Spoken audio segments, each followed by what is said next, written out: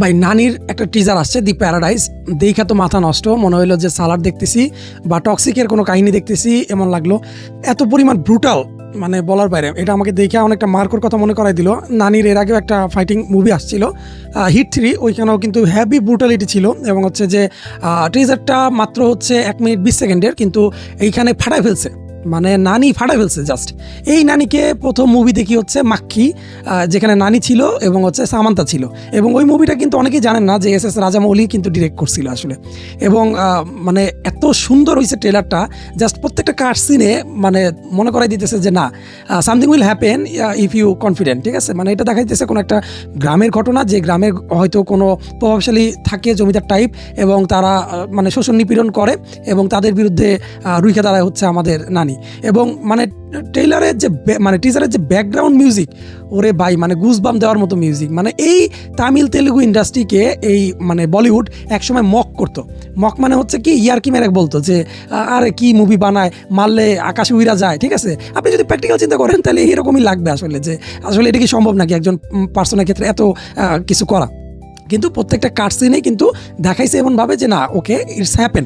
এখন ব্যাপার হচ্ছে যে বলতে পারেন যে ভাই মানে আপনি যদি মুভি দেখতে বসেন, আপনি স্পাইডারম্যান দেখতে বসে যদি চিন্তা করেন যে আরে ভাই মানুষ কি মাকড়সা হইতে পারে নাকি, ওই জিনিসগুলো আলাদা সাইডে রাখবেন, মুভি আরেকটা সাইডে রাখবেন।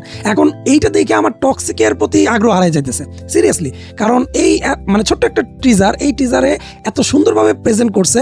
মানে মানে পুরো টিজারেই বলতে গেলে যে নানি ছিল, 90%ই নানি ছিল, এবং নানি পুরো মুভিটাই ক্যারি করবে এটাও বোঝা যাইতেছে। মানে একটা পার্সন একটা ফুল মুভি ক্যারি করা, এটা অসাধারণ আসলে। আর এই জিনিসটা হচ্ছে মানে সন্দীপ রেড্ডি ভাঙ্গা, ও হচ্ছে এই প্রচলনটা শুরু করছে। মানে এই ব্রুটালিটি, মারামারি, অ্যানিমেল, হ্যান ত্যান, মানে আপনি মানে টিজার দেখবেন মনে হবে যে আপনি অ্যানিমেলের মুভির কোনো একটা ক্লিপ দেখতেছেন, এরকম মনে হবে, ঠিক আছে। এবং দুর্দান্ত ব্যাকগ্রাউন্ড মিউজিক, দুর্দান্ত ভিএফএক্স, গ্রাফিক্স, সবাই দুর্দান্ত পারফরমেন্স করে আসলে। আর এই মুভিতে মানে ভিলেনের চরিত্র আছে কিন্তু রাঘব, ওই যে রাঘব যে হচ্ছে এর আগে কিল মুভিতে অভিনয় করছিল, ও এখানে ভিলেন চরিত্রে আছে। এবং আপনি যদি কিল মুভিটা না দেখেন ভাই, আমি বলবো এটা এখন দেখেন, কারণ কিল মুভিটা আসলে মানে আউটস্ট্যান্ডিং লেভেলের একটা মুভি, সত্যি ঘটনা অবলম্বনে। ওইখানে রাঘব ফাটাফাটি লেভেলের অভিনয় করছে, এবং এইটা একটা ট্রু বিষয় যে আপনি যদি কোনো একটা কিছুতে লেগে থাকেন, একটা সার্টেন টাইম পরে আপনি সেটার ফিডব্যাক পাবেন। এই রাঘব একসময় হচ্ছে ডান্স ইন্ডিয়া ডান্সে মানে কন্টেন্টের ছিল, ও নাচতো আর কি ওখানে। এরপরে ওইখানে অ্যাঙ্করিং শুরু করে, তারপর অনেক স্ট্রাগল করে মুভিতে চান্স পায়, এখন কিন্তু ভালোই চান্স পেতেছে। আবার হচ্ছে এর আগে যে ওয়েব সিরিজটা করলো আরিয়ান খানের, ওইখানেও কিন্তু দারুণ পারফরমেন্স করছে। ওই যে বললো না যে পুরা পৃথিবী এক তরফ, পুরো বলিউড এক তরফ, আর হচ্ছে ইমরান হাশমি এক তরফ, মানে আউটস্ট্যান্ডিং লেভেলে, ঠিক আছে। কিন্তু আমার আফসোসটা কি, এইসব অভিনেতারা মানে মার্কেট খুব কম পায় আসলে, কারণ হচ্ছে যে এদের তো ওরকম নেপোটিজম নাই যে এদের পিছে ইনভেস্ট করবে, কিন্তু এদের চান্স দিলে এরা ফাটাফাটি লেভেলের একটা জায়গায় পৌঁছাবে একটা সময়। আচ্ছা, মুভিটা কিন্তু R-rated, এই মুভি কিন্তু বাচ্চাদের সাথে নিয়ে কখনোই দেখবেন না। আর বাচ্চারা তো আসলে আপনার থেকেও বেশি দেখে আসলে এই জিনিসগুলা। আচ্ছা, টিজারে কিন্তু অ্যানাউন্স ডেট দিয়ে দিছে যে এটা সেপ্টেম্বরে আসবে মুভিটা। মানে আর লাস্টের দিকে যে ক্লাইম্যাক্সে যে ব্লেড দিয়ে যে একটা ডায়লগ দেয় নানি, সেটা ছিল অসাধারণ।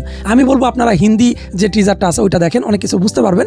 আসলে ওরকম বোঝার কিছু নাই, নায়িকাকে একটা গ্ল্যান্স দেখাইছে, মানে এক পলক দেখাইছে আসলে।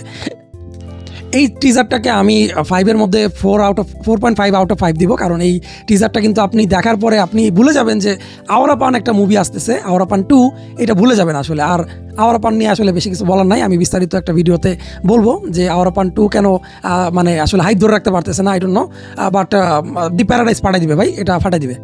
তো টিজারটা তো দেখলাম, আপনারাও দেখেন এবং দেখার পরে কমেন্ট করে জানান যে এটা কীরকম লাগলো আপনাদের কাছে। আমি আপনাদের কমেন্টের ওয়েট করব যে আপনারা এই টিজারটা দেখে কীরকম মানে ফিল করলেন আসলে, যে ওকে ভাই এটা একটা ম্যাস লেভেলের হবে। এইটার বাজেট মাত্র 200 কোটি, ঠিক আছে। আপনি বিলিভ করতে পারবেন না যে ওকে 200 কোটি দিয়ে এখন কিন্তু অনেক ভালো মুভি বানানো যায়।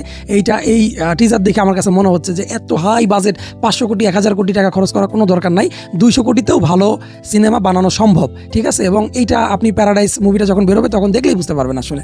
সো মুভিটা ভার্সের এতক্ষণ সাথে থাকার জন্যই অসংখ্য ধন্যবাদ। সবাই ভালো থাকবেন, সুস্থ থাকবেন, এবং সাবস্ক্রাইব তো মাস্ট।